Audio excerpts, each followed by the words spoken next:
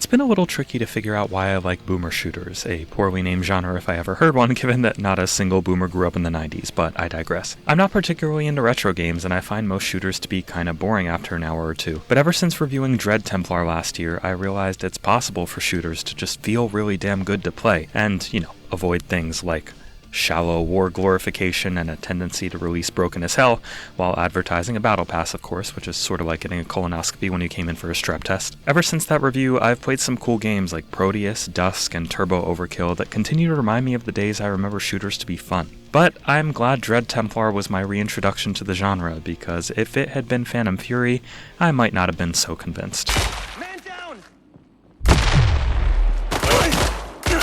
Ooh, that ground comes up real quick. I am convinced it's worthwhile to provide you with honest independent coverage of the latest and greatest indies, though, and invite you to check out our Patreon in the link below, and maybe even consider becoming a member. Doing so will get you some cool extra perks like an exclusive podcast, access to our Discord community, and free games depending on your membership tier. Your community awaits. And what also awaits is a review that I am more than a bit disappointed to deliver. I've been following Phantom Fury since its announcement, as it looked a little different to what most shooters of its ilk have to offer these days. Rather than following in the footsteps of Doom, Quake, and the like, Phantom Fury takes us in a slightly different direction and attempts to deliver a high-octane, action movie-esque experience taking cues from classics like Half-Life and Duke Nukem. The emphasis here is on a huge number of weapons to shoot, a ton of different environments to visit, and large set pieces to be a part of. Those familiar with Ion Fury will recognize the protagonist, Shelly Bombshell Harrison, in Phantom Fury as one and the same, even though the developers consider Phantom Fury less of a direct sequel and more of a spin-off taking place in the same world. But I don't think it particularly matters where it takes place or who you're playing as. Phantom Fury's plot is such window dressing that I hardly believed it had one at all. You wake from a coma as Shelly, now with a bionic arm that can punch enemies into a bloody pulp. From that point on, there's really not much in the way of story. Occasionally a character will talk to you about the mission and it will sound super important, and it'll all fall on you to do the super important thing. I don't know if the story was just such generic action movie nonsense that I tuned it out, but there is very little here to follow with any level of care. There are some computer terminals that allow you to read up a bit on the game's lore,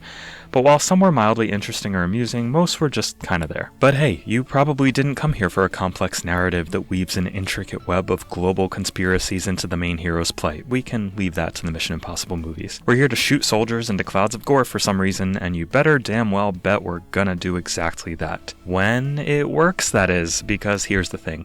The main headline, so to speak. Phantom Fury, as a game existing in its ideal state, is mostly fine. It's a fairly decent, perhaps slightly below average, if I'm honest, shooter that's not a terrible way to kill some time. The shooting feels fine, the enemy AI feels mostly fine-ish, and some of the gameplay ideas specific to each level can occasionally be more than fine.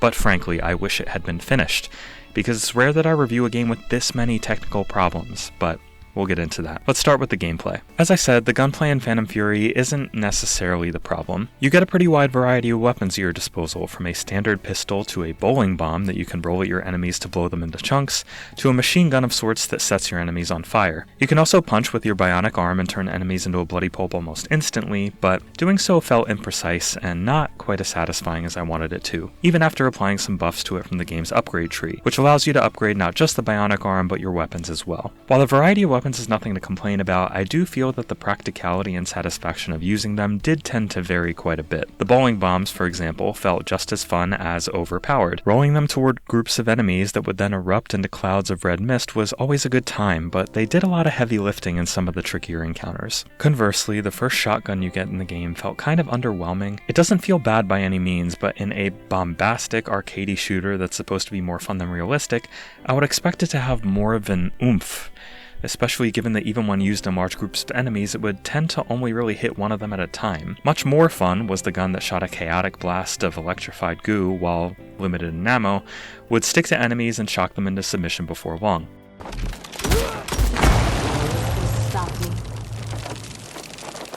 The basic enemies react in fairly convincing ways to your gunfire, but there are some tanky ones that show up and pretty much just stand around unfazed by your bullets until they suddenly fall. I don't think their bullet sponginess ruins the encounters or anything, but it definitely adds to the inconsistent feel of the gameplay and made me wish for something that would raise my pulse a little more. Maybe it's not fair to compare a fast-paced boomer shooter to a slower one, but having recently played Proteus and found the feel of its gunplay to be practically unmatched, it's hard to look at Phantom Fury's version of it with more enthusiasm than a mild shrug. The game does like to throw some twists your way gunplay here and there though, but the execution is, again, middling. One of the early levels had me moving cover to cover to avoid sniper fire, and while it was hardly original, I had a pretty good time with it. Other levels might have stationary turrets to use, vehicles to drive, or bosses to fight, and while these sections may have been good in theory, a variety of problems brought pretty much all the fun to a grinding halt. One of the more minor problems is the checkpoint system, which is mostly reasonable, but occasionally seems intent to be as annoying as it can get away with. A fair few hours into the game, there is a train level that serves as an excellent example of this and a variety of other issues. Near the end of this level, you fight an airship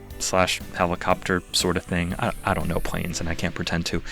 Which is an incredibly annoying encounter because you need to use a turret to fight it, but quickly detach yourself from the turret and get into cover whenever its guns are about to fire. Doing so feels janky and imprecise to the point where I, multiple times, ended up moving directly into the line of fire or getting trapped in some junk the airship's guns knocked over. You pretty much go back and forth between this turret and cover until the airship is dead, and while it eventually became easier once I got a rhythm down, it was an annoying encounter nevertheless. What made it so much more annoying, however, is that the game doesn't save afterward. So when I jumped for a ladder and missed, falling onto the train tracks, restart boss fight. When I couldn't figure out where I needed to go and ended up soft-locking myself out of progression by going too far in the wrong direction, restart boss fight. There were enough times where the act of trying to figure out where to go after this fight ended up resulting in an accidental death that made me near ready to put my fist through the monitor. What also didn't help is that this was the second time in the same level that I had somehow soft-locked myself out of progressing. An earlier sequence required me to power up an electrical panel with my stun baton to open up the adjacent door and progress, but not only was the design of this sequence confusing as hell, with the electrical panel having a switch that you'd think I could just, flip instead of electrocuting it, but I apparently ran through the sequence in the wrong order for the game's logic, making it so the panel would never power up at all. Restarting the checkpoint did nothing to address this, and only by restarting the entire level from the level select screen was I able to progress at all. Yet in doing so, the game decided I no longer had most of my purchased upgrades for my weapons and bionic arm, one of which probably would have helped with that bullshit airship fight, by the way. So to say I was frustrated by this would be to put it mildly. I wish I could say that confusing design, game-breaking bugs, and a general sense of aimlessness were exclusive to this level, but sadly not. While only the one issue required me to restart an entire level and lose my upgrades in the process, there were numerous times where a bug in the game's logic required me to reload a checkpoint in an effort to progress. In fact, the first time this happened was in the opening minutes of the game, where a door I was supposed to crouch walk through had disappeared and been replaced by an invisible, impenetrable wall. Another time, I jumped into a dumpster to pick up some ammo and couldn't manage to jump out, and if that's the game playing an elaborate joke on me about being trash, then, well, rude. Even enemies aren't immune to the game's bugs, like the one who got trapped on the inside of a shipping container and could do nothing but yell to his comrades about how he spotted a hostile and I'm apparently flanking him. Some say he's still yelling those same lines from the shipping container to this day. I think my personal favorite bug, though, was in the first vehicle section where you essentially drive the Warthog from Halo and shoot enemies around it at the same time. But it wasn't long before I realized I didn't even need to. Though the condition of the vehicle would deteriorate as it took gunfire, including flames coming from the engine at one point, the vehicle would never explode and I would never take any damage. I tested this out extensively, even at one point sitting still for minutes at a time, while large groups of enemies would endlessly fire upon me or come up to my vehicle and kick it, sometimes accidentally killing themselves in the process. Don't even ask how that works. My vehicle's apparent invincibility allowed me to breeze through most of the level without firing a shot if I chose to do so, though there were at least a couple turrets shooting rockets that ended my invincibility streak for a time. Even when the game wasn't breaking, the lack of a map, any waypoints,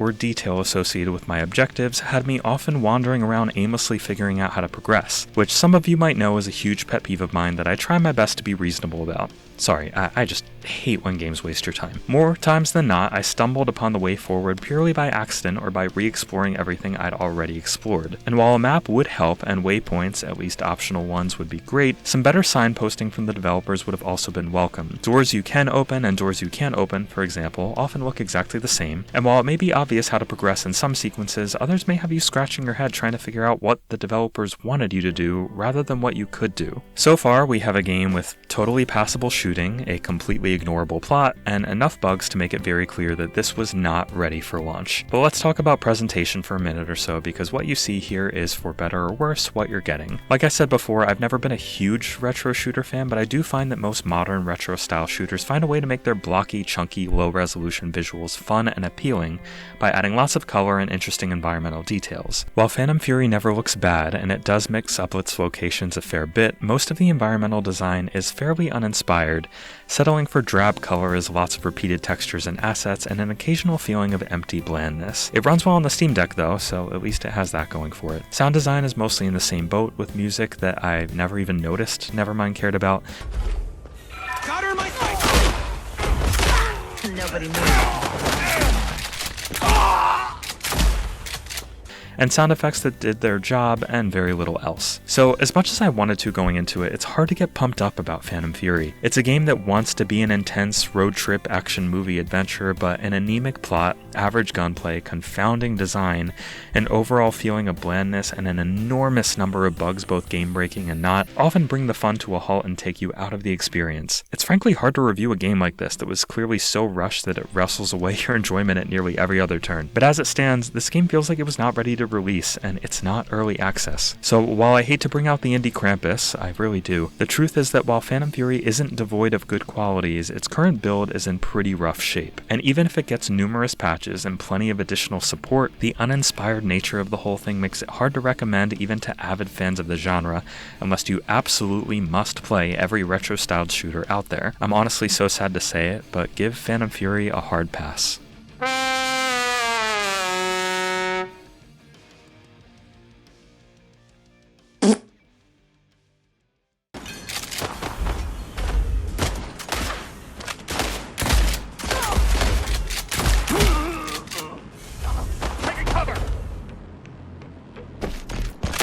Man down!